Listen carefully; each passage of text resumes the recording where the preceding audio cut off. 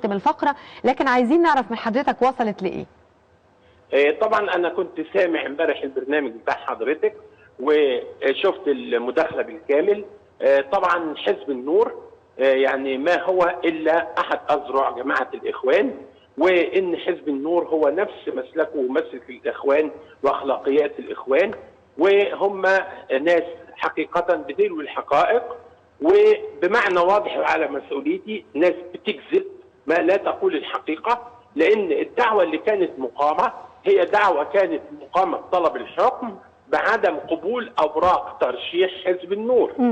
قضي فيها بعدم قبول الدعوه لرفعها قبل الاوان، ودي احب اوضحها قوي يعني عدم قبول الدعوه لرفعها قبل الاوان ولم يقضى فيها بالرفض كما قال في المداخله، لم ترفض هذه الدعوه.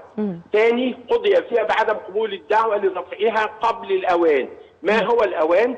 انه بعد ما يتم غلق باب الترشيح وتقديم واللجنه تطرح الاسماء، لجنه الانتخابات بعد الفحص، يتم حين ذلك تقديم التظلمات واقامه الدعاوى. فهذا هو الاوان.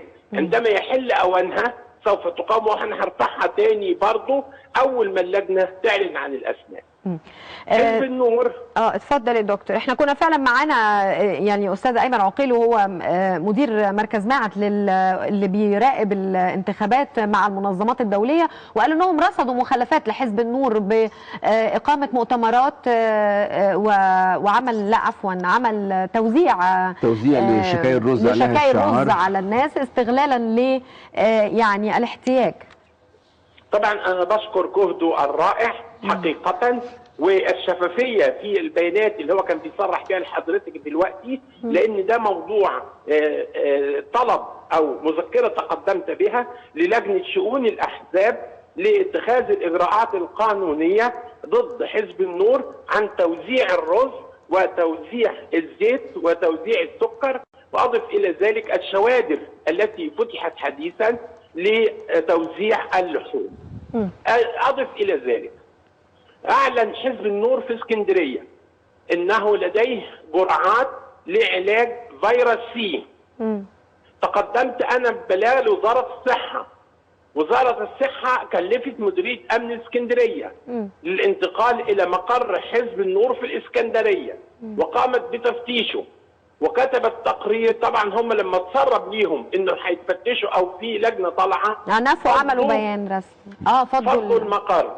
فطلع من المديريه بيان قال فيه ان التفتيش المقر لم يتم العثور على اي جرعه او دواء يتعلق بفيروس سي. كلام كويس. فانا تقدمت ببلاغ للنيابه العامه عن واقعه النصب. لان طالما انت بتعلن على مقر حزبك ان عندك هذا الدواء وانت لا تملكه، فقد تحققت جريمه النصب في حقه، بخلاف الدعايه الانتخابيه وتضليل المصوتين يعني. اضف الى ذلك يونس مخميون طلع في مؤتمر في اسكندريه قال فيه بالنص، وده متسجل صوت وصوره، ده موضوع بلاغ انا تقدمت بيه. قال فيه ان محمد مرسي طبعا دي من عندي انا، محمد مرسي المتخابر، هو قال بس محمد مرسي وقع على اتفاقيه السيداو المتعلقه بالشذوذ الجنسي والزم مصر بها بتوقيعه عليها. فانا تقدمت ببلاغ ضده وضد محمد مرسي، اللي هو قال انه انا رفضت كحزب النور ان احنا نوقع عليه. هو يقول بس هو بل قال عن هذه الواقعه. فانا بلغت ضده حتى يقدم ما لديه على صحه اقواله في المؤتمر وضد محمد مرسي المتخابر حتى يتم محاكمته عن هذه الاتفاقيه. لان الاتفاقيات الف ب معروف انها